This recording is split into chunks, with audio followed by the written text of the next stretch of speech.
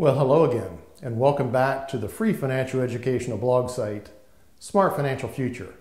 I'm John Williams, Certified Financial Planner, and today I want to discuss what is commonly called a backdoor Roth IRA. Why don't we get started? You know, I've seen several articles lately discussing these backdoor Roth IRAs. And by the way, it's called that because people earning more than is allowed can't make a contribution directly into a Roth IRA, and this technique is a way for them to still get money into a Roth. First, here are some of the Roth IRA basics. 1.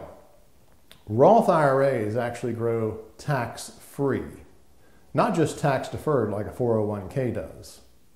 For 2014, you can contribute up to $5,500 into a Roth. If you're over age 50, you're allowed to do an additional $1,000 catch-up.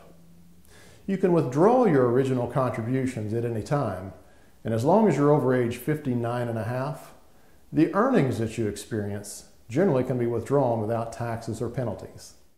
So let me give you a simple example so you know what this means. Let's say you put $5,500 into a Roth, and 5 years later, it was worth $6,500 or say $7,000.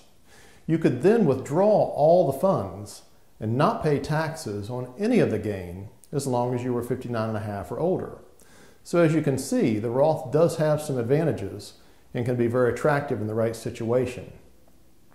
Some people, however, are not allowed to make contributions to a Roth IRA because of their income.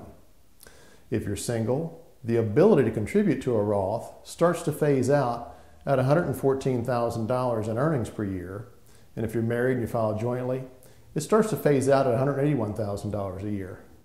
So, for those folks, this is where the backdoor Roth technique can come into play. You see, even though higher income earners can't make contributions directly into a Roth, they're still allowed to convert a traditional IRA into a Roth.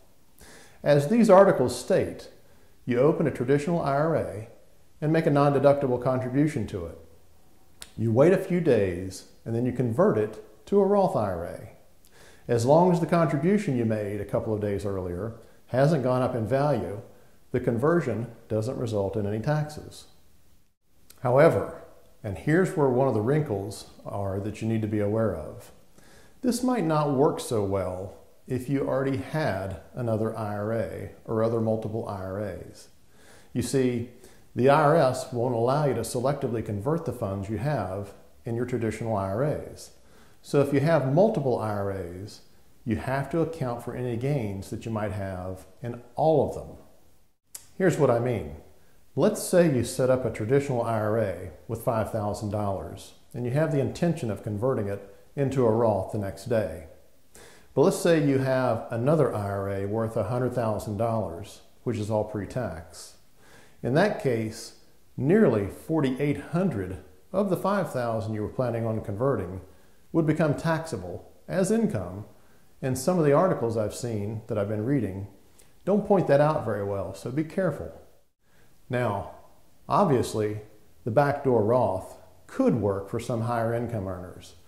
Just be sure you fully understand the total implications in your specific situation before you take any action. This has been John Williams with the free financial educational blog site, Smart Financial Future. Don't hesitate to let us know if you have any questions, and we'll see you next time.